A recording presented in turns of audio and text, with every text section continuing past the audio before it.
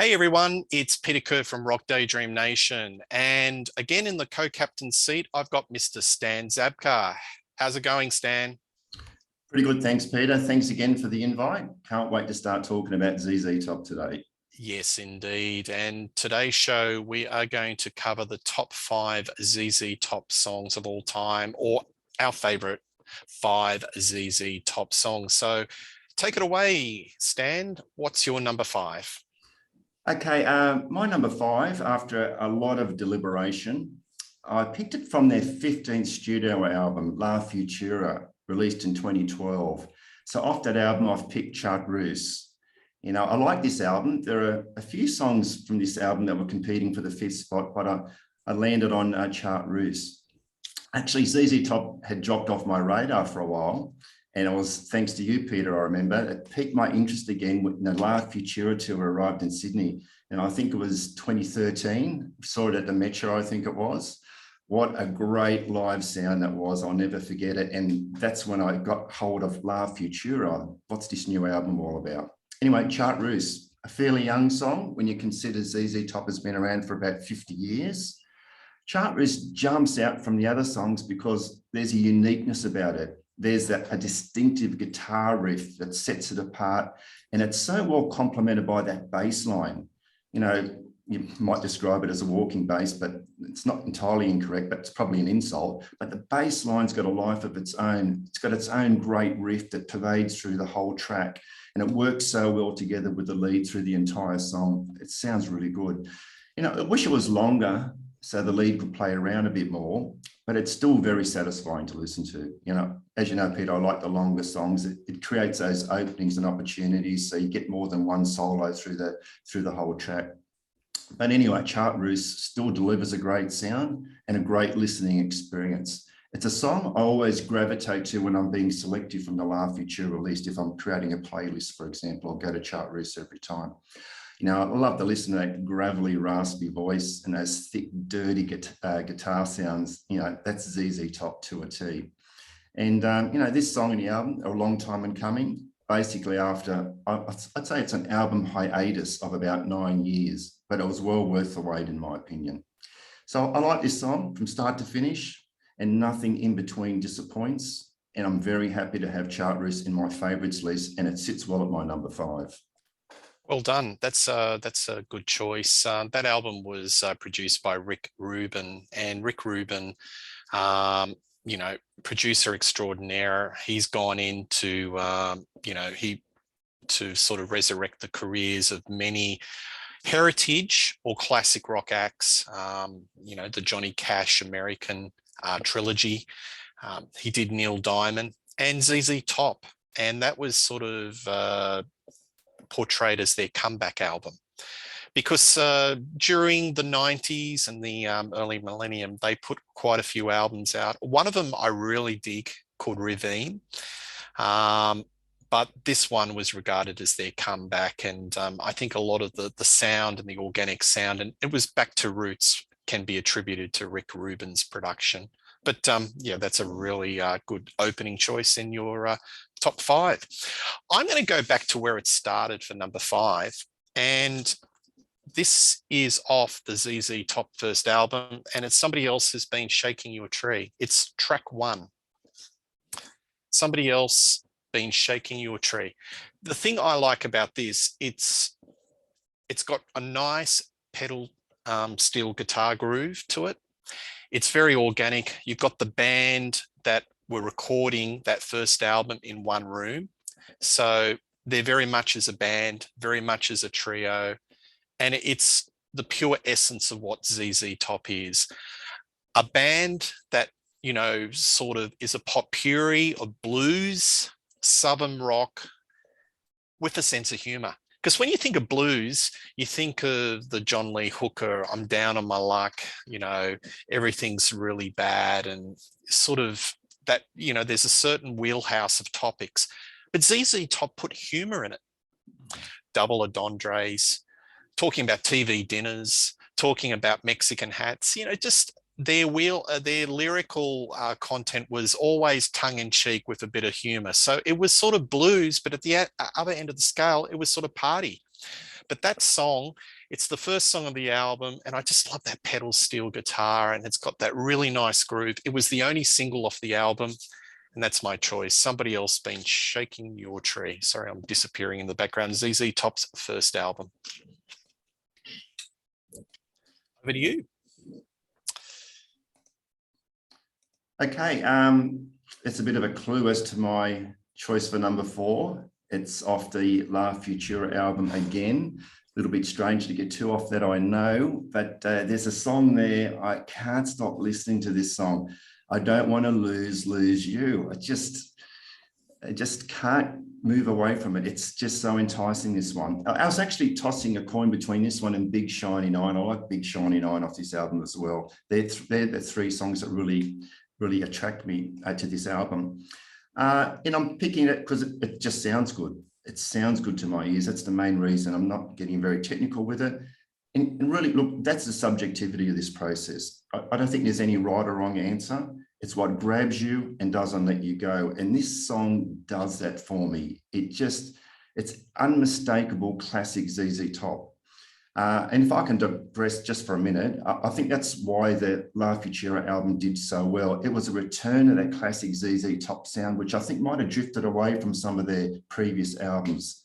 You know, I think it's the best album since Eliminator 20 years ago. Anyway, this song, I was certain it had to be in my top 5, and I think it's earned its place at number 4. You know, not fussed with the song title. Sounds like a bit of a love song when you first read it. Yeah. But when you start playing it, it's quite the opposite. You know, it just pumps out that gravelly blues sound, which makes ZZ Top so good to listen to, and it just sounds like nothing else. And this really does satisfy my desire, if you like, for a longer song with multiple lead breaks. I go on about that all the time, but that's what really ropes me in. Chart Riz doesn't give you that. And when I hear a great song that I wish it wouldn't end, I'm so glad when it hangs around for a decent time before fading off at the end. And it's not always about the music. You mentioned something about lyrics previously, Peter. Sometimes the lyrics pull you in and make you sit up and take notice, and you're sort of hanging around waiting for them to jump to those lyrics. You know, with this song, I don't know why, but when he says, yeah, just like the dead man laying about, you know, don't want to run short, da-da-da, I'm thinking, oh, it's just got a ring to it, you know, for reasons I can't describe. It just sounds good. So lyrics are important in a song too. It's not all about the music. The words and the music sometimes compound, and they do a really good job together. And they did a really good job with this song too. And I really don't regret for 1 minute choosing 2 from this album. And so that's my number 4. Yeah, well, that's another great song. As I said earlier, the album is a return to form, and yeah, very good. That's a really, really solid choice. Rightio. Well, my number 4 is in the pop era. So you had one album called Eliminator, came out in '83, which was phenomenally popular. I think it's gone to diamond status certification in America, which is over 10 million. That's just amazing. And it was on the back of a lot of MTV orientated songs, Legs, Sharp Dressed Man, Give Me Some Loving, Give Me All Your Loving. And the sound of ZZ Top was basically, you had a synthesizer type of backbeat where people could dance to in the clubs, and you had the Billy Gibbons overlaying a bit of a guitar riff over this synthesized, you know, sort of drum beat. And it was phenomenally popular. They had a follow-up album called Afterburner. Now, Afterburner, in a lot of people's eyes, is a pale comparison to Eliminator. Hangs in the shadow. Well, this contrarian doesn't think so. I like Afterburner more than Eliminator. And I played both albums yesterday, and it confirms my opinion. I really think Afterburner was an extension, and it was where they really finessed the merging of synth pop, synthesizers, sequences, and rhythms with that dirty blues riffage. And my number 4 pick off the Afterburner album is Sleeping Bag. I think that is a perfect catalyst of perfect pop catalyst or rock catalyst of the merging between the rock and that type of synthesizer sequences, all that technology that they were using. Billy said in an interview that the guitar riffs on that song was some of the sharpest and harshest tones he's ever used in any song in ZZ Top. And the harmonics on that song are amazing. He makes the harmonics sound like some sort of an Indian flute. So when you're listening to Sleeping Bag, he's doing all these little tricks with the harmonics, and there's all these little weird sound effects. And it's something that's just grabbed me when that was released. It reached number 8 in the charts in the USA. So along with Legs, I think it's their highest selling single, Sleeping Bag. And that's my number 4. Bit contrarian, but hey, it's my picks and it's your picks. Number 4, off the Afterburner album, Sleeping Bag. I can say I didn't see that coming, so that's a very interesting take. That's why I like doing these things. And exactly. But I think my number 3 is going to be a little bit like that too. This one's not from La Futura. This one actually is from the Rhythmine album. Love that album. 96. Love it. And it's called What's Up With That? Now, I'm not too sure if it would find its way into many top 5 lists out there, but I love this song. It just sits so well, and I can play it over and over. I mean, it didn't do anything special in the charts from what I can remember when it was released, but it didn't need to. And I say it still doesn't need to. It's a great blues song. It's classic ZZ Top. You know, I like using the word gnarly because they just are. They're gnarly blues riffs in here. Fabulous blues harp. I love the blues harp, and it's played by James Harmon, rest his soul.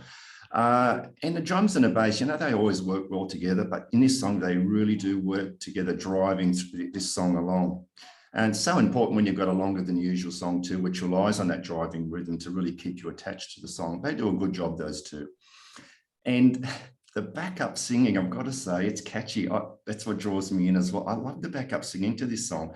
It's unusual backup vocals for ZZ Top, in my opinion, but it works so well in this one. It's a big component of this song, which I really, really enjoy. So I love this one. I was tempted to push it a little high, but I don't think that was fair. It's in my top 5 list, but I think I've been unfairly influenced because I've just been listening to it so often. It's just grabbed me, and I'm just listening to it over and over again, and it's front of mind. So to be fair to the other songs, I've kept it here at number 3, which I think is where it should be in my list anyway. That's a great track. Yeah, it's one of those songs, Peter. I just play it more than once. I played in quick succession because I just like it so much. One listen's just never enough. As I said, it's probably not a song that comes quickly to people's minds when they're talking about ZZ Top, but it's in my top 5 purely because of my selfish personal pleasure. Yep, absolutely. Look, I think, Peter, I think it's entertaining. I think it's a really good example of great rock blues, and I like it to be in my number 3. It's my number 3. No, that's outstanding, Stan. That album is a really, really good album. And to be quite frank, I got off the ZZ Top wagon probably in the late 80s, early 90s. And it was only sort of in the last 5, 6, 7 years that I got back into it and did a deep dive. And now they're one of my favorite bands. And a lot of people were recommending Ravine. And it's an outstanding album. Billy's guitar work is just phenomenal. The guitar tone is outerworldly. Dusty and Billy's vocals are great. Bit of controversy. Apparently, Frank Beard doesn't play drums on that album. There you go. So rumor has it that he actually did not play drums on that album. Listen to the album. The drumming is a little bit different, but they went for a whole patch. You had Eliminator, you had Afterburner, but they couldn't shake that technology. There was still the drumming and the click tracks and the sequences with Frank Beard, where there was rumors that the technology was leading ZZ Top more than the blues. That album was where, okay, let's get back to our roots and just make it simple, and it's going to just be back to the blues and organic, just the instruments.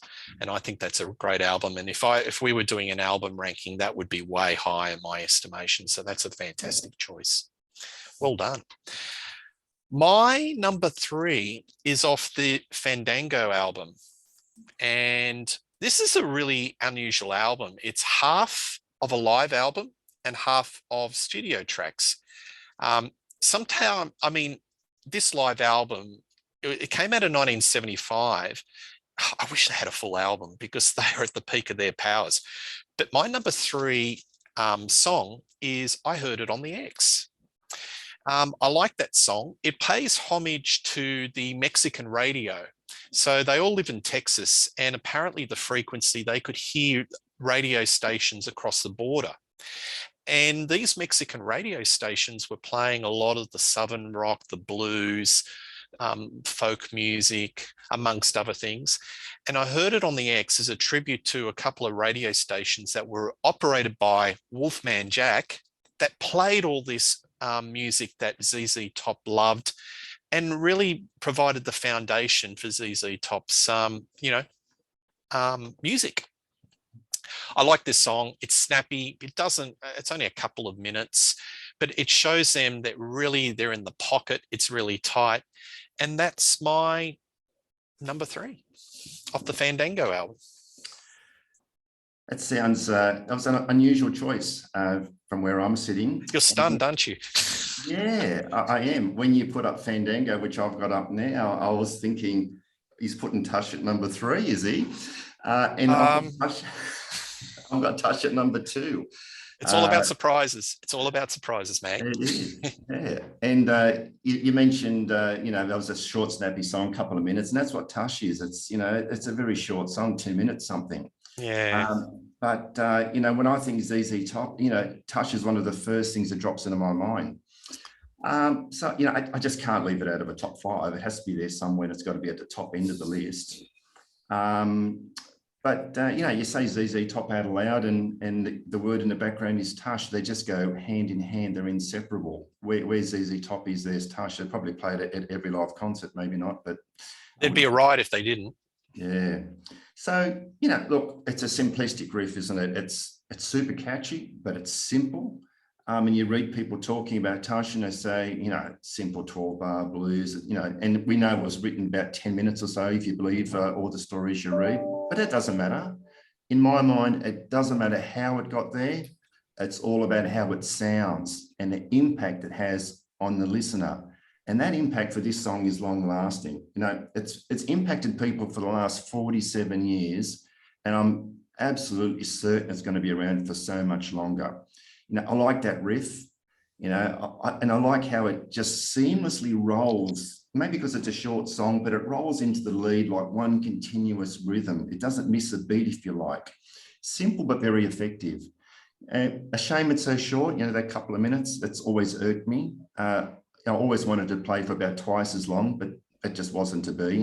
They knocked it up very quickly when they were writing it. But it's a great sounding song. It's ZZ Top through and through, and it's so deserving to be somewhere, anywhere in a top 5. I think it's unforgettable, and it's my number 2, Peter. Well, funny thing you should say it, but that's my number 2 as well. Tush.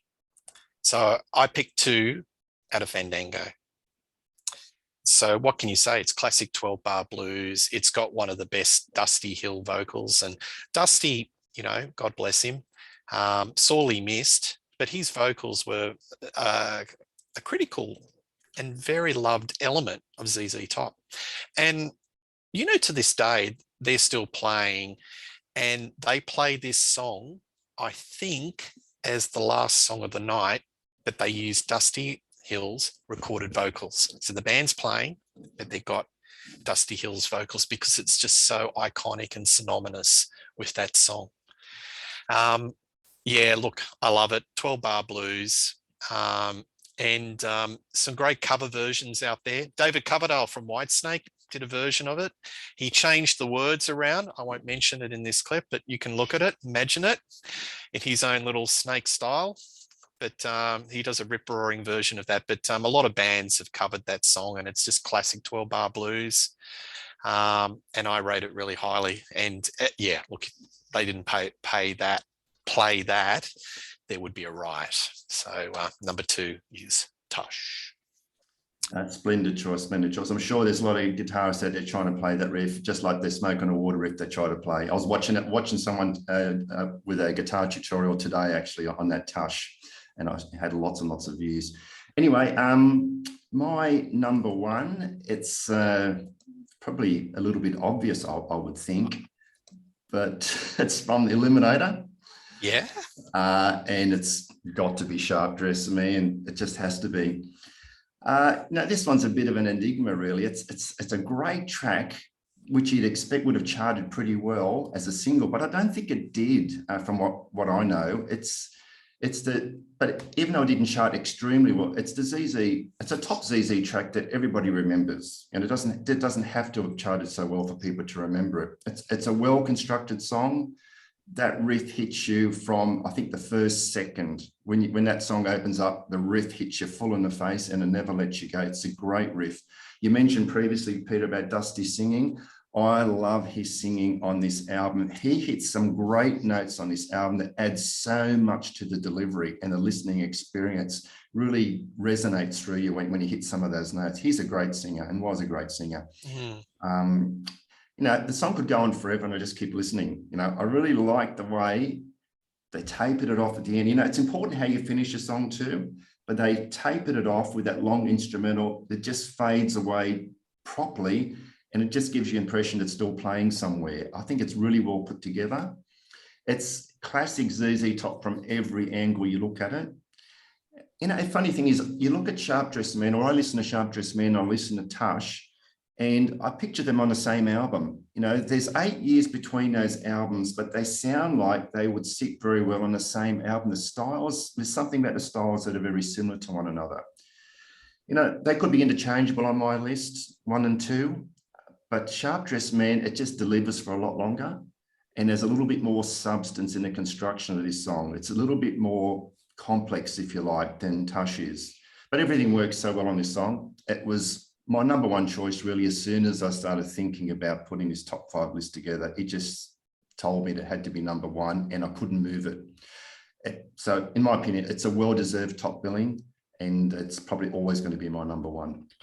Yes. Now that I think about it, and knowing you for a very long time, I'm not surprised.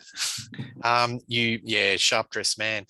Look, as I said, I listened to that album first time in a long time, but to me, my ears, the Afterburner just seemed a bit more, I don't know, hasn't dated as badly, but I think that's a very contrarian and very controversial view, because a lot of people, when they do their ranking of ZZ Top, rank Afterburner way down the bottom. But that is a really good song.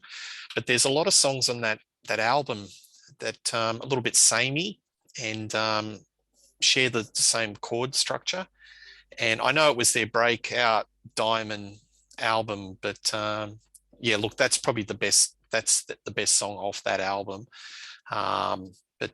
Just the Eliminator, I was surprised it just didn't sort of resonate with me like I expected it would.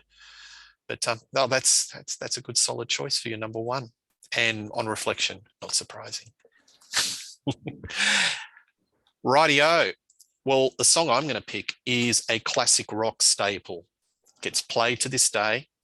It's about a little old whorehouse in Texas, and it's called La Grange, off the Tres Hombres album. There you go, from 1973. Well, what can you say? That's got the classic riff, classic little, drum sound. Bit of a play from the old John Lee Hooker song, Boogie Chillin'. It's a great song. The lyrics are very tongue-in-cheek. It's got that classic dry humor from ZZ Top, 12-bar blues, great guitar tone, and I think it's in the top 500 Rolling Stone guitar riffs of all time. I don't know where it's ranked now, but it was definitely in the top 500. Seriously, on classic radio in Australia, and I imagine in America and UK, this song just gets flogged. So if you were going to play ZZ Top 5 songs, 3 or 4 would be off the eliminator. Actually, 3 would be off eliminator. You get Tush, and then you'd get LaGrange, and that would be in the rotation.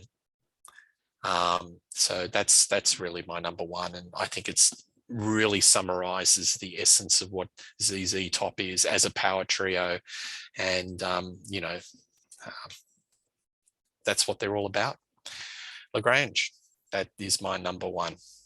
That's a great choice. I mean, lots and lots of people love that song, and like you say, it is iconic. I just wanted to share something. I was researching that on YouTube just recently, and ZZ Top were talking about playing LaGrange at LaGrange. It's a great little story to watch on YouTube, where for 30-something years they'd never been to the place, and they got invited there, and it was a sellout crowd in a small place. LaGrange, it would have been a good place to be. And that whorehouse was the inspiration for the musical, or the Burt Reynolds, Dolly Parton musical, The Best Little Whorehouse in Texas. Really? So it's apparently this little farm chicken shack in the middle of nowhere, a place of ill repute. And as I said, ZZ Top picked up this topic and made it their own. And that's what I love about this band. Just you got the blues, and if you listen to the music, you think, oh, but when you've got the lyrics, yeah, it's just, with these zany lyrics, it just makes it so compelling.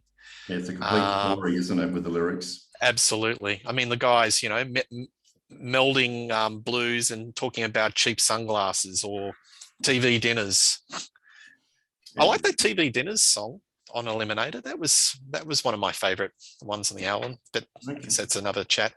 Hey, have you got any honorable sneaky mentions that you can throw in?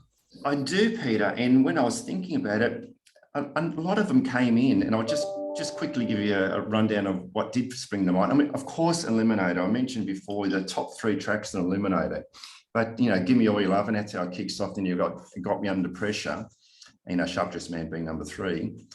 So I like them, and I've watched this live concert, Rock Palast, in 1980 in Germany, and this is very early ZZ Top, and they do these 2 great versions of Tube Snake Boogie and She Loves My Automobile, and they do it 1,000 times better than what you hear on the album. It's not actually that early, because they started in 1970, but I don't think there's much video material out there, and I'd love somebody, if they had a bootleg, to bring out their classic stuff in the 70s, like the Fandango era. That would be great if there was some bootleg or some movie lying around and then they could bring it out. But I know that concert, it's great and very well recommended. That you've got to see that.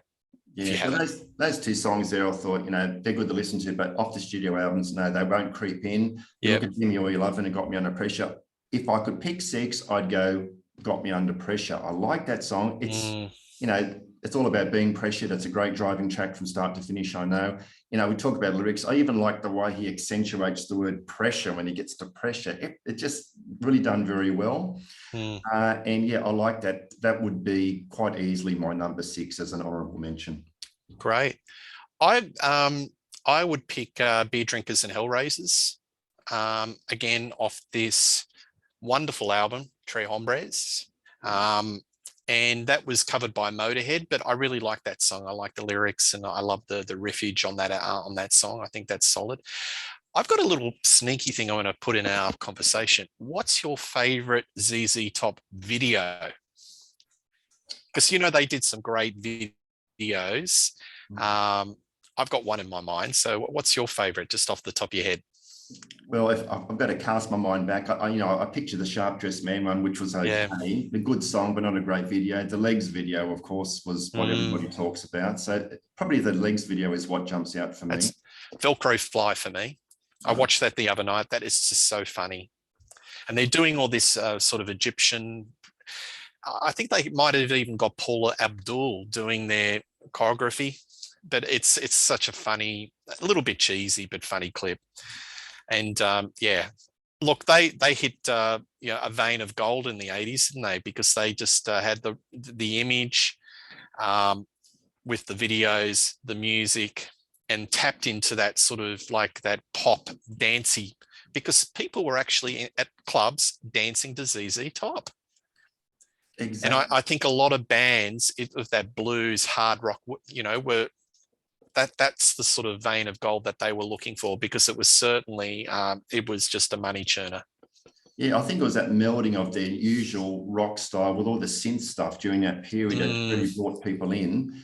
And it's a testament to how good they are that they've been around for so long and they're still drawing in fans from all ages. Absolutely, absolutely. Well, thanks for that, Stan. Viewers, tell us what you think. What are your top 5 ZZ Top songs? Are there things that you agree or disagree with what Stan and I said? As I said, this is our choices.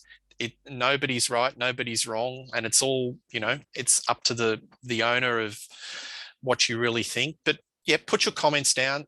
Please subscribe to Rock Daydream Nation, and we'll have another chat real soon. See you later. Bye.